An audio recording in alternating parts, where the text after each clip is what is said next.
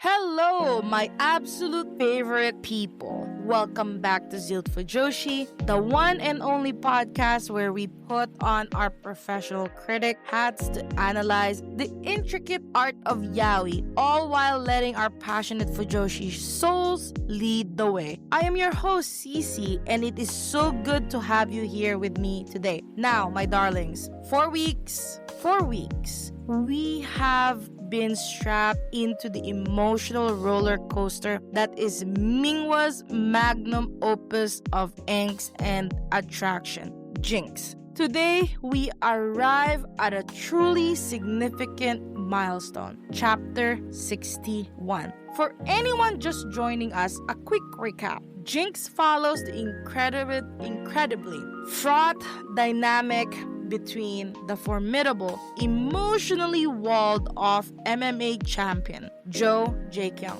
and his psychotherapist, Kim Dan, a man drowning in debt and navigating a relationship that defies all easy definitions. It's a masterful exploration of power, vulnerability, and the kind of toxic yet magnetic chemistry that Mingwa is renowned for. Mingwa is a cinematic artist, and this chapter feels like a scene from a tragedy. Jeez. This chapter is, physically hurtful to read, and that's it. That's the tweet.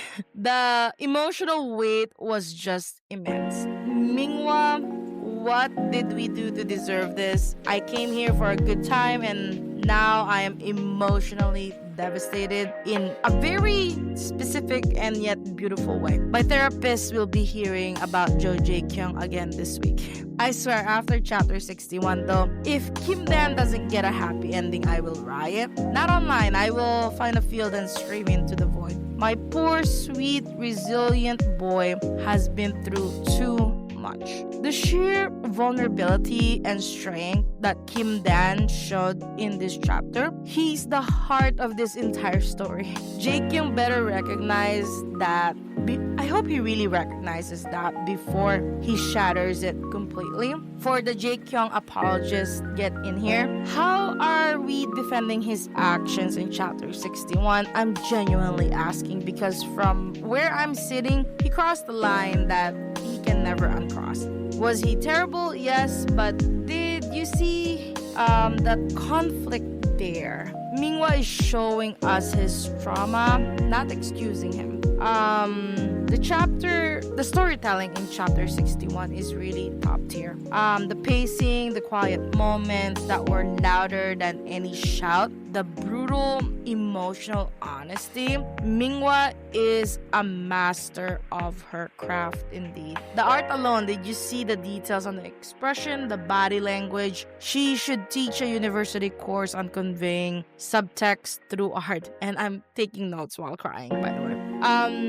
With what happened at the chapter 61, I think the whole dynamic of the series is about to shift. This isn't just about their messed up romance anymore. Real world consequences are coming. Reflecting on our dive into the heart of Jinx chapter 61, it's a clearly monumental installment. And with that, my dear listeners, brings us to a close of today's very intense, very necessary session on Zealed Fujoshi. Chapter 61 of Jinx was a heavy one, so be sure to take care of your hearts. I'm Cece, and I'm so grateful to have shared this experience with you.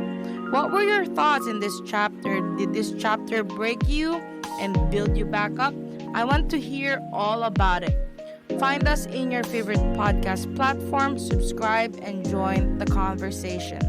Join me next time as we continue to explore the beautiful, complicated, and ever-captivating world of Jinx. Until then, remember to cherish the stories that move you, even when they hurt a lot. This is Cece signing off.